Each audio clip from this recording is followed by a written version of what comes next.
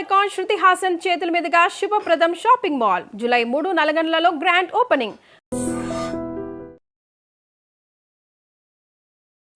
ఇప్పుడు అమెరికా ఒక ఎగ్జిట్ స్ట్రాటజీని చూస్తున్నారు. దీని నుంచి బయటికి ఎట్లా పడాలి, బర్డెన్ ఎక్కువైపోతుంది. అభిమన్యుని చక్రవ్యూహంలో పంపించినట్లు అయిపోయింది, బయటికి రావడానికి నేర్పియలేదు. This is going to be exit. ఏం ఎగ్జిట్ స్ట్రాటజీ ఉండబోతుంది? రెజ్యూమ్ చేంజ్ జరగట్లేదు, జరుగుతుంది కానీ టైం పడుతుంది. టైం పడుతుందంటే అమెరికన్ కాంగ్రెస్ దగ్గర నుంచి అప్రూవల్ తీసుకోవాల్సి వస్తుంది. నిన్న ఆల్రెడీ ఒక రెజల్యూషన్ పాస్ చేసేసారు, ఎట్లా with great deal of difficulty for Trump pass చేశారు. That is 53 to 47 votes. కానీ ముందు ఇంకా ఒక 6 వారాల తర్వాత మళ్ళీ ఇంకో ఓటింగ్ ఉంటుంది. దాంట్లో ఏం జరుగుతుందో చెప్పలేము మనం. ప్రెసిడెంట్ ట్రంప్కి లిమిటెడ్ ఆప్షన్స్ ఉన్నాయి. మనం ఆఫ్ఘనిస్తాన్ వార్ టైంలో అమెరికాలో అప్పుడున్న president, I don't remember who it was, Bush ఎవరున్నారు ఆ టైంలో, క్లింటన్, 80% అప్రూవల్ రేటింగ్స్ ఉండే for entering Afghanistan. Entering Iraq Saddam Hussein అండర్లో ఆపరేషన్ డెజర్ట్ స్టామ్ అనుకుంటాను, that was a code name for that operation. That had 65% approval ratings. దీనికి 30% approval ratings కూడా లేదు. ఇప్పుడు లాజిక్ ఏం మాట్లాడుతున్నా అంటే ఇజ్రాయెల్ అమెరికాని ట్రిక్ చేశారు, ఇజ్రాయెల్ గుంజుకొచ్చారు అమెరికాని, బలవంతంగా లాక్కొచ్చి యుద్ధంలో దించేశారు. ఇజ్రాయెల్ ఏమో కొడుతున్నారు ఇప్పుడు కూడా, వాళ్ళ పని చేసుకుంటున్నారు. వాళ్ళ గ్రేటర్ ఆబ్జెక్టివ్ ఏముండే, అక్కడ ఉన్న ఇరాన్లో ఉన్న ఖమెనీ రెజీమ్ని తీసేసేయాలి. అది ఇంకా జరగలేదు కానీ ఫస్ట్ లెవెల్ కంప్లీట్గా డికాపిటేట్ చేసేసారు. రెండవది ఇరాన్ దగ్గర ఉన్న మిసైల్ లాంచర్స్ అండ్ వాళ్ళ దగ్గర ఉన్న యురేనియం స్టాక్ పైల్ని డెస్ట్రాయ్ చేయడం. యురేనియం స్టాక్ పైల్ డెస్ట్రాయ్ చేయలేరు, దాన్ని తీసుకురావాల్సి వస్తుంది బయటికి. ఈ మిసైల్ లాంచెస్ ఇవాళ పొద్దున కూడా 6:30 ఇజ్రాయెల్ 22 ఎయిర్క్రాఫ్ట్ అని చెప్పాను చూడండి వచ్చి, they destroyed more than 80 missile launching sites. అంటే వీళ్ళు లాంచ్ చేయడానికి రెడీగా ఉన్నప్పుడు కొట్టారంట. ఇది రెగ్యులర్గా జరుగుతుంది. దానికోసం చెప్పాను 80% తగ్గింది మిసైల్ లాంచెస్. ఇంకా 2 రోజుల తర్వాత అది 90% అయిపోతుంది. బికాజ్ వాళ్ళ దగ్గర ఉన్న లాంచింగ్ కెపాసిటీ లేదు, డ్రోన్స్ ఉన్నాయి వాళ్ళ దగ్గర. ఇవాళ కూడా షో ఆఫ్ చేశారు వాళ్ళు. మనం నిన్న చేసిన స్టోరీ రాత్రి సిఎన్ఎన్లో చూశాను మళ్ళీ నేను. సిఎన్ఎన్ ఒక స్టోరీ ఎర్లీ మార్నింగ్, అంటే Indian time early morning release చేసిన ఒక స్టోరీ, అదే మాట్లాడుతున్నారు. Cheaper drones versus expensive missiles, who will win అని చెప్పి. సో అమెరికా కూడా ఏం చేశారంటే నిన్న ఒక 6 నెలల ముందు పీటర్ హెస్గెత్ వాళ్ళ defence secretary, now it's called war secretary, ఆయన ఒక ఆర్డర్ ఇష్యూ చేశారు, సీక్రెట్ ఆర్డర్, డ్రోన్స్ తయారు చేయమని చెప్పేసి. యుఎస్ ఎప్పుడు వాళ్ళ ఎయిర్ ఫోర్స్ మీద ఆధారపడి ఉంటారు, లేకుంటే వాళ్ళ సబ్మెరీన్ టామ్హాక్ మిసైల్స్ మీద. సడన్గా డ్రోన్స్ ఆర్డర్ చేశారు రైతాన్ అని చెప్పి, వాళ్ళ దగ్గర డిఫెన్స్ కాంట్రాక్టర్ కంపెనీ ఉంది వాళ్ళ దగ్గర. ఎందుకు వాళ్ళు కూడా అర్థమైపోయింది, టు హిట్ ద ఇరానియన్స్. అదే వాళ్ళ దగ్గర ఏముందో అదే మనం కూడా యూజ్ చేస్తే they will be able to hit అని అమెరికాకి అర్థమైపోయింది. ఈ $1 million $2 million ఉన్న మిసైల్స్ కానీ, పేట్రియట్ కానీ మిగతా మిసైల్స్ వాడక్కర్లేదు, we can do with this itself. కానీ ఇప్పటికి ప్రొడ్యూస్ చేయలేదా మరి? ఎందుకని 5 days నుంచి దాన్ని ఎందుకు వాడుతున్నారు? ప్రొడ్యూస్ చేశారు ఇప్పుడు. నౌ ఎస్టర్డే మొన్నటి నుంచి వాళ్ళు దింపారు దీనిలో. ఇరానియన్స్ని ఇప్పుడు డ్రోన్తో కొడుతున్నారు అమెరికా కూడా. So if you can't beat them join them అంటారు ఇంగ్లీష్లో, అదే నడుస్తుంది అన్నమాట. మీరు వాళ్ళు కొట్టకపోతే వాళ్ళలాగానే పర్ఫామ్ చేయండి, వాళ్ళు అదే చేస్తుంది, మీరు కూడా అదే చేయండి. సో వార్ టాక్టిక్ మారిపోయింది ఇప్పుడు. అమెరికాకి తెలిసిపోయింది ఇది గెలవాలంటే you should hit at a lower caste, లేకుంటే మనకు వార్ కాస్ట్ చాలా కొంతమంది నిన్న $3 trillion అంటున్నారు ఇప్పుడు దాకా ఖర్చు పెట్టింది. I'm not sure of the number, కానీ ఎక్కడో చెప్పారంటే ఏదో ఛానల్ వాళ్ళు, సిఎన్ఎన్, ఏబీసీ న్యూస్ ఎవరో. 2 trillion కూడా తీసుకుందాం, it's a very expensive war. దాంతోపాటు వాళ్ళ పొద్దున కోర్ట్ డిసిషన్ ఒకటి వచ్చింది, ఆ కలెక్ట్ చేసిన టారిఫ్లన్నీ రీఫండ్ చేయమని చెప్పేసి. అది పెద్దగా దెబ్బ ప్రెసిడెంట్ ట్రంప్కి, ఎందుకంటే మా డబ్బులు లేవు, ఫస్టే డెఫిసిట్ మీద నడుస్తున్నారు, దాని మీద ఇది కూడా వచ్చి పడ్డది. మా దాంట్లో అంటారు తల మీద వచ్చి ఈ లైట్నింగ్ కొట్టిన మనిషికి మళ్ళీ పాము వచ్చి పడ్డదంట తల మీద. ఆ సంగతి తెలుగులో కూడా ఉంటుంది, పురుగు మీద పుట్రలా అంటారు, వరుసగా ఒకదాని తర్వాత ఒకటి పైలపై. Trump is now facing the music. వాళ్ళ దాంట్లో ఇప్పుడు ట్రంప్కి ఎగ్జిట్ స్ట్రాటజీ ఆలోచిస్తున్నారు ఏం చేయాలని. ఎగ్జిట్ స్ట్రాటజీ ఓన్లీ థింగ్, ఇరాన్ని ఇంకొక వారం కొడితే వాళ్ళు దిగొస్తారా లేదా.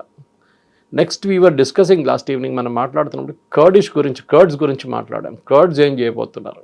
కర్డ్స్ అనేది ఒక ట్రైబల్ కమ్యూనిటీ, ఇరాన్ బార్డర్లో ఉన్నారు, సిరియా ఇరాక్ బార్డర్లో కూడా ఉన్నారు. వాళ్ళు ఎప్పటి నుంచో మాకు ఒక ఇండిపెండెంట్ కర్డిస్తాన్ కావాలని అడుగుతున్నారు. వీళ్ళిద్దరు కలిసి ఇరాక్లో ఉన్నప్పుడు ఇరాకీ గవర్నమెంట్ కొడతారు, ఇరానియన్ గవర్నమెంట్ వాళ్ళ మీద బాంబులు వేస్తారు, ఇక్కడ సిరియన్ గవర్నమెంట్ కూడా వాళ్ళ మీద బాంబులు వేస్తారు, టర్కీ కూడా వాళ్ళ మీద అటాక్ చేస్తారు. ఇప్పుడు సిఐ యొక్క ఆపరేషన్లో ఏం చేస్తున్నారంటే వీళ్ళకి ఆయుధాలు ఇస్తున్నారు. ఆయుధాలు లిమిటెడ్ ట్రైనింగ్ ఇచ్చి వీళ్ళని ఇరాక్లో ఎంటర్ చేయమంటే ఇవాళ పొద్దున ఎంటర్ చేశారంటున్నారు. చూడాలి ఎక్కడ దాకా సక్సెస్ఫుల్ అవుతారు. ఎందుకంటే ఇప్పుడు కొట్టాల్సిందంటే మెయిన్గా ఇరానియన్ రెవల్యూషనరీ గార్డ్స్ అండ్ వాళ్ళ దగ్గర ఉన్న ఒక మిలిషియా ఉంది, ఈ ఇద్దరిని కొట్టాల్సి వస్తుంది. సో దానికోసం చేయాల్సిన పని నిన్న రాత్రి నుంచి ఇవాళ పొద్దున్న దాకా American airlines, American air force jets 21 major police stations and revolutionary guard command centers కొట్టారు వాళ్ళు. అది కాకుండా ఇంట్రెస్టింగ్లీ ఈ బార్డర్ ఇరాన్ ఇరాక్ బార్డర్లో ఉన్న బార్డర్ చెక్ పోస్ట్ అది కూడా ఇరాన్ రెవల్యూషనరీ గార్డ్స్ మెయింటైన్ చేస్తారు. చాలా మంది ఉంటారు అక్కడ. ఆ పోస్ట్ అన్నీ నిన్న రాత్రి దే హ్యావ్ బాంబ్డ్ అమెరికన్స్. ఎంతమంది గార్డ్స్ చనిపోయారో తెలియదు, కానీ ఎందుకంటే దాంతో కర్డ్స్ మూవ్ చేయడం మొదలుపెట్టారంట ఇరాన్ లోపలికి. కానీ అక్కడున్న ప్రజలు ఏం చేస్తారో అది ఇప్పుడు పెద్దగా ప్రశ్నగా మారిపోయింది కవిత గారు. ప్రజలు రియాక్ట్ కావట్లేదు. మీరు చూసుంటారు ఒక 6 వారాల ముందు జరిగిన రోడ్డు మీద దిగి ప్రొటెస్ట్ చేసిన వాళ్ళు ఎవరు కనిపించట్లేదు ఇప్పుడు. ఎందుకు అని అర్థం కావట్లేదు. ప్రెసిడెంట్ ట్రంప్ ఏమనుకున్నారంటే ఈ అటాక్ కాగానే ప్రజలందరూ ఇన్ఫాక్ట్ ఈ మేడ్ అ స్టేట్మెంట్, మీరందరూ రోడ్డు మీదకి వచ్చేసేయండి, ప్రొటెస్ట్ చేయండి, రెజీమ్ మార్పు తీసుకుని. కానీ ఎవరు రోడ్డు మీదకి రావట్లేదు. ఇనిషియలీ కొన్ని వీడియోస్ చూసాం, కొంతమంది సెలబ్రేట్ చేస్తున్నారు, కమ్యూనిటీ చనిపోయారని. కానీ ఆ ప్రొటెస్ట్ కనిపించట్లేదు. వీళ్ళు భయపడుతున్నారా? రెవల్యూషనరీ గార్డ్స్ని భయపడుతున్నారా? ఈ మాఫియా వాళ్ళని భయపడుతున్నారా? వీళ్ళ కోసం ఇంకేమైనా సహాయం చేయాలంటే అమెరికా గ్రౌండ్ ట్రూప్స్ దించాల్సిందే. అది అమెరికా చేయదు. బ్రిటన్ రెడీగా లేరు. Britain is not even cooperating. స్పెయిన్ని నిన్న థ్రెటన్ చేసి టారిఫ్లు పెట్టేశాడు. ఫ్రాన్స్ ఏదో కొంచెం యాక్సెప్ట్ చేసి వాళ్ళకు వార్షిప్ పంపించారు, అంతే, ఒక ఎయిర్క్రాఫ్ట్ క్యారియర్ పంపిస్తున్నారు ఇటువైపు. But that is not enough. ఎందుకంటే నేటో ఫోర్సెస్ వస్తారనుకున్నారు ట్రంప్, కానీ వాళ్ళు రావట్లేదు సహాయానికి. It is now only America and Israel. Even Gulf countries కూడా వాళ్ళ మీద బాంబ్ వేసిన తర్వాత కూడా వాళ్ళు రియాక్ట్ కావట్లేదు.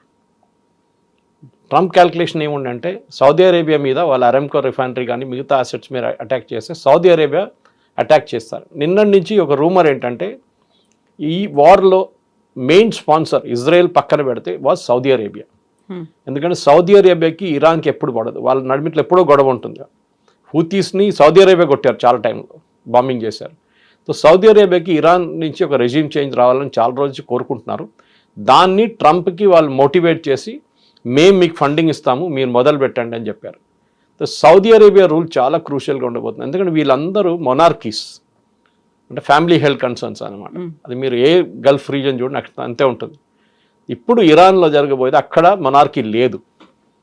అక్కడ కూడా మొనార్కీ తీసుకురావాలంటే మన షా పెల్వి జూనియర్ కూర్చున్నారు వాషింగ్టన్లో. కానీ ట్రంప్ నిన్న చాలా క్లియర్గా చెప్పారు, is a good guy but not capable of running a country అని. సో ఆ దేశం నడిపించాలంటే ఎవరన్నా కావచ్చు. కర్డ్ ఒకటి, రెండవది రెవల్యూషనరీ గార్డ్స్ కొట్టడం, మూడోది వాళ్ళ మాఫియాని కొట్టడం, నాలుగోది వాళ్ళ మిసైల్ సైట్స్ని డిస్ట్రాయ్ చేయడం, ఐదోది వాళ్ళ డ్రోన్ కెపాసిటీని డిస్ట్రాయ్ చేయడం. నిన్న కూడా వాళ్ళకు డ్రోన్ వీడియో రిలీజ్ చేశారు. చాలా డ్రోన్స్ ఇట్లా అరేంజ్ చేస్తుంది, చాలా బ్యూటిఫుల్ చూడండి. అది పాత వీడియో ఉండొచ్చు బహుశా. ఇది 5 జరిగితేనే నెక్స్ట్ 1 వీక్లో 10 రోజుల్లో ఒక ఇరాన్లో ఒక మార్పు రావచ్చు. కానీ దాని కూడా ఇరాన్లో ఉన్న ప్రజలు రోడ్డు మీద దిగుతూనే అవుతుంది, లేకుంటే కాదు. That is going to be the most crucial thing అనమాట. లాంగ్ వే టు గో అన్నట్టు అక్కడ కనిపిస్తోంది. యాక్చువల్గా ఇజ్రాయెల్ అమెరికాని లాక్కొని వచ్చింది, దీని మీద వేసింది. ఆ తర్వాత ఇరాన్ చేసినటువంటి అటాక్తో గల్ఫ్ కంట్రీస్ కూడా అన్నెసెసరీ ఒక బర్డన్ని వాళ్ళు మోయాల్సి వస్తుంది. అక్కడ ఉన్న వాళ్ళకి, ప్రయాణికులకి మొత్తం అన్ని ఎక్స్పెన్సెస్ పెట్టుకుంటుంది, ఇంక్లూడింగ్ వీసా, ఫుడ్, అకామిడేషన్, ఇవన్నీ. అండ్ అదర్ కంట్రీస్కి ఏమో oil and natural gases effect పడుతుంది. ఒక ఖమేనీ వల్ల ఇంతమందికి ఆయన చంపాలి, ఆయన్ని తొలగించాలి అని ఒక ఇజ్రాయెల్ అనుకోవడం వల్ల ఇన్ని దేశాలకి, ఇన్ని కోట్ల మందికి ఇంత నష్టం జరుగుతోంది. ఇది ఎప్పుడు రియలైజ్ అవుతారా, లేకుంటే అది everything is fair in war అలాగే అనుకుంటారు? Love and war. Love. Problem ఎక్కడ వస్తుందంటే వీళ్ళు మిస్కాల్కులేషన్ 2-3 చేశారు. ఒకటి, వీళ్ళు అనుకున్నారు ఇరాన్ అమెరికన్ ఎయిర్ బేసెస్ని అటాక్ చేస్తారనుకున్నారు. అమెరికన్ నేవల్ బేస్ బహ్రెయిన్లో మనామాలో 5th ఫ్లీట్ ఉంది, వాళ్ళ బేస్ని అటాక్ చేస్తారు. 2 సార్లు చేశారు ఇప్పుడు దాకా. అవులేద్ బేస్ ఉన్నది ఖతార్లో, which is the largest one. 8,000 మంది నుంచి 10,000 మంది ఉన్నారు అమెరికన్ సర్వీస్ మ్యాన్. దాని మీద దాడి చేశారు. Okay, still manageable. కువైత్లో ఒక బేస్ మీద దాడి చేశారు. సైప్రస్లో యూకే బేస్ని కొట్టారు, అగైన్ మేనేజబుల్. కానీ దుబాయ్ ఇంటర్నేషనల్ ఎయిర్పోర్ట్ మీద కొట్టడం, పామ్ జుమేరా మీద అటాక్ చేయడం వాజ్ అ సిగ్నిఫికెంట్ మార్క్. అక్కడే వీళ్ళకు అరబ్ కంట్రీస్ కూడా ఇప్పుడు ఒక కోపం ఉంది. అంటే మేము మునుగుతున్నాం ఎట్లయినా, మిమ్మల్ని కూడా తీసుకొని మునుగుతాం. అది అక్కడ ఉన్న రెజీమ్ పాలసీగా అనిపిస్తుంది. ఎందుకంటే వీళ్ళ గల్ఫ్ కంట్రీస్కి కవిత గారు వాళ్ళకి ఒకటే revenue source, oil and gas. Qatar oil ఆపేశారు, ఎల్ఎన్జీ ప్రొడక్షన్ ఆపేశారు. సౌదీ అరేబియా వాళ్ళ మేజర్ రిఫైనింగ్ ఆపేశారు, కానీ క్రూడ్ ఆయిల్ ఇప్పుడు కూడా తీసుకెళ్తున్నారు. ఇటువైపు కువైత్ కూడా అంతే. మీరు యుఏఈలో చూస్తే వాళ్ళ దగ్గర ఒక ఎమిరేట్లో 2 ఎమిరేట్స్లోనే ఆయిల్ ఉంది, మిగతా దాంట్లో ఆయిల్ లేదు. వాళ్ళకున్న టూరిజం ఒక సేఫ్ ప్లేస్గా దుబాయ్ అని ఒక ప్లేస్ అనుకున్న దానికి it is really safe actually, even now, దానికి డౌట్ లేదు. ఆ ఇమేజ్ని ఐ థింక్ ఇట్ ఇస్ చాలా పెద్ద ఒక హిట్ జరిగింది, పెద్ద ఏం చెప్తారు, ఒక నెగటివ్ ఇమేజ్ వచ్చేస్తుంది. Dubai is also not safe అని. అది ఇరాన్ స్ట్రాటజీ ఉండేది. మీరు ఏమనుకుంటున్నారు, మీ దగ్గర వచ్చి అందరూ ట్యాక్స్ ఫ్రీ ఇన్కమ్ ఉందని చెప్పి ఉంటారా? మీ దగ్గర ఎక్స్పాట్రియేట్స్ వస్తున్నారా, యూరోపియన్స్ వస్తున్నారా, అమెరికన్స్, వాళ్ళని కూడా మేము ఆపగలము. 75 మిలియన్ ప్యాసింజర్స్ తీసుకెళ్తే దుబాయ్ ఎయిర్పోర్ట్ని కూడా మేము కావాలంటే ఆపొచ్చు. We will destroy your economy. అది ఇరాన్ స్ట్రాటజీ. బట్ ఇరాన్ని చాలా తక్కువగా అంచనా వేసినట్టున్నారు కదా, అంత లేదు అనేటువంటి, మేము చాలా పెద్ద దేశాలు, మా దగ్గర డిఫెన్స్ ఎక్విప్మెంట్ ఉంది, టెక్నాలజీ ఉంది, మా దగ్గర డబ్బులు ఉన్నాయి, ఇవన్నీ ఒక రకంగా చూస్తే ముందు నుంచి అమెరికా అంటే ఆధిపత్యం, అమెరికా అంటే అహంకారం ఇలాంటిది ఉండేది. ఇరాన్ ఒక చిన్న దేశం, దాని మీద అటాక్ చేశారు, విరుచుకుపడ్డారు. But Iran is standing tall, అలాగే ఉందా? కరెక్ట్. ఇరాన్ చూసే ముందు మీరు వాళ్ళ ప్రాక్సీస్ని చూడండి. హూతీలు, హమాస్, హెజ్బుల్లా. హూతీలు it's not an organised army, వాళ్ళ ఒక ర్యాక్ ట్యాగ్ ఆర్మీ అని చెప్పొచ్చు. Versus Hamas and Hezbollah regular armies. ఈ హూతీలు మీకు కవిత గారు గుర్తుంటుంది, ఆల్మోస్ట్ 3, 4, 5 ఇయర్స్ నుంచి, 5 సంవత్సరాల నుంచి వాళ్ళు ఎప్పుడు కొట్టుతున్నారు, షిప్ల మీద అటాక్ చేస్తున్నారు. ఇవాళ దాకా అమెరికా ఏం చేయలేకపోయారు దాన్ని. ఇంత పెద్ద అమెరికా, ఇంత పెద్ద ఎయిర్ ఫోర్స్, ఇంత పెద్ద నేవీ పెట్టుకొని అమెరికాని, ఒక హూతీ ఆర్మీని కంట్రోల్ చేయలేకపోతున్నారు వాళ్ళు. డైరెక్ట్గా అటాక్ చేస్తే మిగతా ఇష్యూస్ వచ్చేస్తాయి. సో వాళ్ళు ప్రాక్సీగా అటాక్ చేస్తున్నారు. హెజ్బుల్లా ఇజ్రాయెల్కి ఇచ్చేసారు, అవుట్సోర్స్డ్, మీరు కొట్టండి వాళ్ళు. ఇప్పుడు ఇవాళ గ్రౌండ్ ఫోర్సెస్ ఎంటర్ అయ్యారు. సౌత్ బైరూట్ నుంచి అందరిని వెకేట్ చేయమన్నారు ఇజ్రాయెల్. అంటే they are commencing a ground invasion. Hamas ముగ్గురులో అందరికన్నా క్వైట్ ఇప్పుడు హమాస్ కూర్చున్నారు. హమాస్ ఏమంటారు, ఒక్క మిసైల్ కూడా ఫైర్ చేయలేదు వాళ్ళు. So something is wrong with Hamas. So వాళ్ళకి అర్థమైపోయింది అనుకుంటే that end game has come. అక్కడ ఇరాన్లో రెజీమ్ పడిపోతే వీళ్ళ ముగ్గురికి ఫ్యూచర్ ఉండదు. Possibly Hezbollah will still survive. Hezbollah అక్కడిక్కడ ఉండిపోతుంది, కొంచెం 10%, 20% ఉండిపోతుంది. కానీ హమాస్ విల్ ఫినిష్, అక్కడ హూతీలు విల్ ఫినిష్. వాళ్ళకి వచ్చే ఆయుధాలన్నీ ఇరాన్ నుంచి వచ్చేది, మొత్తం బంద్ అయిపోతుంది. దీని నడుమిట్లో చైనా ఉన్నారు. చాలామంది అన్నారు చైనా రోల్ ఏంటి దీంట్లో అని. చైనా ఏమనుకున్నారంటే వాళ్ళ వైపు నుంచి మిడిల్ ఈస్ట్ ఎకనామిక్ కారిడార్ ఒకటి వాళ్ళు తయారు చేశారు. ఒకటి మన రూట్స్, చాలా మటుకు రూట్స్, సీ రూట్స్ కానీ ల్యాండ్ రూట్స్ కానీ వాళ్ళు ఖర్చు పెట్టి డబ్బులతో పెట్టి తయారు చేస్తున్నారు. దాంట్లో సౌత్ ఈస్ట్ ఏషియా నుంచి వస్తూ మిడిల్ ఈస్ట్ ఒక కారిడార్ తయారు చేద్దామని వాళ్ళ క్యాల్కులేషన్ ఉండే. పాకిస్తాన్ నుంచి మొదలైంది అది, పాకిస్తాన్ నుంచి ఎకనామిక్ కారిడార్. కానీ అది ఇప్పుడు మొత్తం ఆగిపోయింది. చైనా ఇప్పుడు ఏం చేస్తున్నారంటే, ఇరాన్కి ఏదైనా సహాయం చేస్తున్నారంటే ఎస్, వాళ్ళు పాసిబ్లీ శాటిలైట్ ఇమేజరీ సప్లై చేస్తున్నారు. ఎందుకంటే వాళ్ళ ఎయిర్ డిఫెన్స్ ఫస్ట్ 2 డేస్లో మొత్తం డిస్ట్రాయ్ చేసేసారు కంప్లీట్గా. ఇప్పుడు అమెరికా కానీ ఇజ్రాయెల్ కానీ ఫ్రీ రన్ ఉంది, వాళ్ళ ఎయిర్ ఫోర్స్ తిరుగుతున్నారు. ఆ పరిస్థితికి ఎందుకు వచ్చారంటే చైనా మీద డిపెండ్ అయ్యారు. ఇప్పుడు చైనా హెల్ప్ చేయలేరు, అక్కడి నుంచి రష్యా కూడా హెల్ప్ చేయలేరు. Iran literally on the last legs అని చెప్పచ్చు. కానీ వియట్నాం లెసన్ నేర్చుకుంటే మీరు చాలా సంవత్సరాల దాకా పోరాడు. దానికోసం ట్రంప్ అన్నారు చూడండి, it may take days, it may take weeks or it may take months, చెప్పలేము. ఈ రెజీమ్ పడిపోవాలంటే వాళ్ళ వైపు నుంచి, దీన్ని ఐఎమ్ రిపీటింగ్ మెసేజ్, వాళ్ళ వైపు నుంచే మార్పు రావాలి. అది కర్డ్స్ వస్తే కూడా వాళ్ళకి లిమిటెడ్ ఎక్స్టెంట్ దాకా చేయగలరు. వాళ్ళకి పవర్ స్టేషన్ అటాక్ చేస్తారు, ఒక హైవే మీద కార్లు ధ్వంసం చేస్తారు, ఏదైనా చిన్న చిన్న అట్లా అటాక్స్ చేస్తారు. కానీ లీడర్షిప్, ఇప్పుడు ఖమ్నే కొడుకుని సుప్రీం లీడర్ చేశారని చెప్తున్నారు. ఇప్పుడు వాళ్ళే డినై చేస్తున్నారు, మేమేం డిసిషన్ ఇంకా తీసుకోలేదు. ఖమ్నే ఫ్యూనరల్ ప్లాన్ చేశారు ఇవాళ రేపటికి, అది క్యాన్సిల్ చేశారు. భయం ఏంటంటే ఫ్యూనరల్కి వచ్చిన వాళ్ళ మీద కూడా ఇజ్రాయెల్ బాంబ్ చేస్తారేమో అని. చేశారు కూడా దీనికన్నా ముందు, వాళ్ళు లెబనాన్లో చేశారు, బేరూట్లో చేశారు, లెబనాన్లో ఇట్లా same attack they carried out. ఇప్పుడున్న పరిస్థితుల్లో ఇవాళ రేపు ఎల్లుండి లోపల ఇఫ్ మిసైల్ అటాక్లు ఆగిపోతే ఇజ్రాయెల్ కొంచెం రిలాక్స్ చేస్తారు. కానీ ఇవాళ పొద్దున ఇజ్రాయెల్ మీద 6 మిసైల్తో అటాక్ చేశారు, హైపర్సోనిక్ మిసైల్స్. దాన్ని ఎక్స్ప్లెయిన్ కూడా చేశాను నిన్న, how it enters the atmosphere, అదంతా మార్క్ 17లో. ఇప్పుడున్న భయం ఇజ్రాయెల్కి అదొకటే. ఆ మిసైల్స్ని ఆపడానికి ఇప్పుడు నంబర్ ఆఫ్ మిసైల్స్ తగ్గింది కవిత గారు. లాజిక్ ఏంటంటే మీరు 25 మిసైల్స్ ఒకటేసారి పంపిస్తే మీకు ఐరన్ డోమ్ని దాన్ని ట్యాకిల్ చేయడానికో, లేకుంటే డేవిడ్ స్లింగ్ దాన్ని ట్యాకిల్ చేయడానికో, లేకుంటే యారో ట్యాకిల్ చేయడానికి టైం పడుతుంది, ఆ కెపాసిటీ తగ్గిపోతుంది. ఇవాళ పొద్దున 6 వచ్చినాయి. దట్ మీన్స్ వాళ్ళ దగ్గర ఉన్న ఐదర్ మిసైల్ తగ్గిపోయింది, లేకుంటే వాళ్ళు కేర్ఫుల్గా కొడుతున్నారు, రేషన్ చేసి కొడుతున్నారు. వాళ్ళు ఎక్కువ రోజు ఏ రోజు వాళ్ళ దగ్గర మిసైల్ కెపాసిటీ ఆగిపోతుందో ఆ రోజు ఇజ్రాయెల్ మళ్ళీ మొదలు పెడతారు. అమెరికా ఏమో డ్రోన్లు వెంటబడి ఉన్నారు. ఇప్పుడు వీళ్ళిద్దరు కలిసి వాళ్ళ complete missile and drone capacity reduce చేస్తే దాని తర్వాత ఇరాన్ మీద వాళ్ళ వాటర్ రిసోర్సెస్ మీద కొడతారు, నీళ్లు. అది నెక్స్ట్. సో ఈ 3 చేసేస్తే ఇరానియన్ సిటిజన్స్ బయటికి వచ్చి రోడ్డు మీద వస్తారని అనుకుంటున్నారు. కానీ that's a big question mark అన్నమాట. ఏం చేస్తారు తెలియదు. ఎందుకంటే డెఫినెట్గా దే షుడ్ బి ఒక లాజిక్ ఉండాలి ఒక యుద్ధానికి దిగినప్పుడు. కానీ నిన్న శ్రీలంక దగ్గర ఉన్న ఇరానియన్ షిప్ని డెస్ట్రాయ్ చేసిన దాంట్లో ఒక లీగల్ పాయింట్ ఒకటి ఉంది. వాళ్ళు ఇంటర్నేషనల్ వాటర్స్లో ఉన్నారు. వాళ్ళు పోర్ట్ ఆఫ్ కాల్కి వెయిట్ చేస్తున్నారు. శ్రీలంక దగ్గర రిక్వెస్ట్ చేస్తారు, మేము వెళ్ళలేకపోతున్నాం, మేము ఇక్కడ ఉండొచ్చా అని. ఇంటర్నేషనల్ వాటర్స్లో ఒక నేవీ షిప్ని మీరు డెస్ట్రాయ్ చేయొచ్చా లేదా అంటే, రేపు ఒక అమెరికన్ షిప్ని హూతీలు కొడితే then it is logically correct. వీళ్ళేమంటున్నారు అంటే పీటర్ హెస్గెట్, sorry we're at war with Iran. కానీ మీరు యుద్ధం డిక్లేర్ చేయలేదు.